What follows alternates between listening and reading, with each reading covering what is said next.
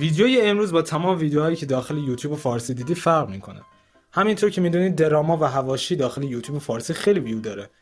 اینا حواشی چنل تو پاک کن. ولی من امروز به جای اینکه بخوام یوتیوبرها رو دیس کنم، میخوام شماها رو دیس کنم. دقیقاً من الان لب پرتگاهی هستم که هر طرفش که خم بشم ممکنه بیفتم.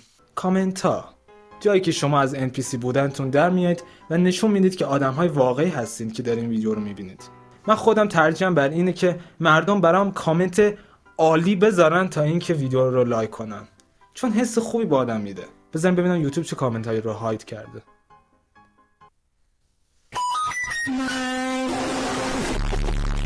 یه سری کامنت ها هستن که واقعا من درکشون نمی کنم.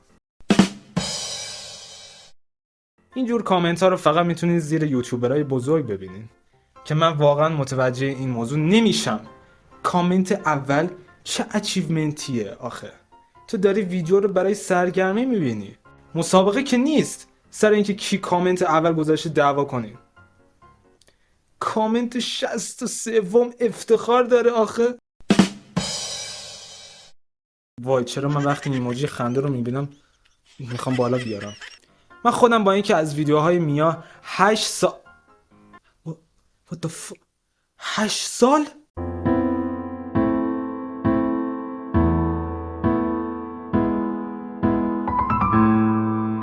با اینکه 8 سال گذشته و من خودم هنوز باورم نمیشه 8 سال گذشته، ولی باز میام میبینمشون، ولی نمیام کامنت بذارم کی داره توی 2024 نگاه میکنه.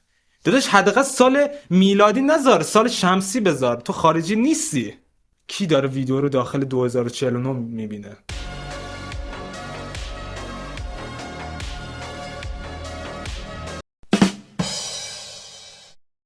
خب پس خیلیا به خاطر لایک اینجور کامنت های میذارن.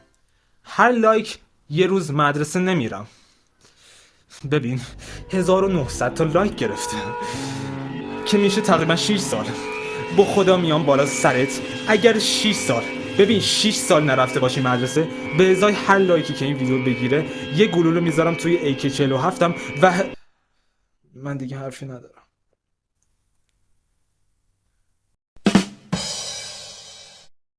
یه بار کنار پسردای 5 سالم نشسته بودم که یهو ویدیو یوتیوبر ماینکرافتی رو داخلش دیدم و خب کنجکاو شدم که کامنت ها رو ببینم و خب بچه ها من 0 سالمه و با هر لایک 1 سال بزرگتر میشم و راستی واسم اسم بذارین.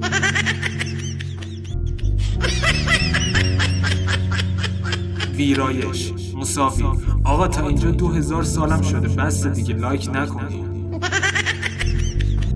بدراک عراک چه یخهای نازی، اونایی که دایمندهای نازی رو دیدن، اونایی که میدونن دهنت سرویس، اسرائیل اومد بهم دست تکون داد رفت.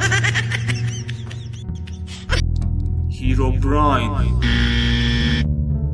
حامد براین، اونایی که فقط صدا رو دارن، اونایی که فقط زیرنویس رو دارن، اونایی که میدونن. یکی میشه به من توضیح بده؟ من واقعا معنی و مفهوم این کامنت ها رو نمیفهمم. یا من عقبم یا اینا عقب موندن. کلا کامنت های اینستاگرام در طول این دوران خیلی تغییرات داشته. مثلا یه زمانی من یادمه کامنت های مثل هشتگ بودن افتخار نیست، هر کی اومده مثل من کامنت بخونه لایک کنه ببینم چند نفریم، یا زیر پست های خارجی ها می نوشتن بچه ها کامنتم رو لایک کنین، خارجی ها فکر کنن چیز مهمی گفتن. ولی خب یک دسته از کامنت ها هستن که ویروسش هم توی اینستاگرام، هم توی یوتیوب، هم توی یوتیوب خارجی پخش شده و تا الان داره ازش استفاده میشه. اینجوریه که شما برای نشون دادن بامزگیتون اون کلمه‌ای که واقعا درسته رو جلوش ایموجی ضربه در میزنین و بر اساس خلاقیتتون یک کلمه مینویسین و جلوش تیک سبز میزنین. و خب چرا اینو کامنت ها اینقدر قدمت دارن؟ چون من حس میکنم توی این همه کامنت این بامزه ترینشونه و دست آدم رو باز میذاره که تا از خلاقیتش بیشتر استفاده کنه. امیدوارم از ویدیو خوشت اومده باشه. من تصمیم دارم تو ویدیوهای آینده آرتاتون و نقاشیاتون رو بذارم. پس اگر آرتی یا هنری چیزی دارین حتما وارد چنل تلگرامم بشین و برام بفرستینشون که من توی ویدیو نشونشون بدم.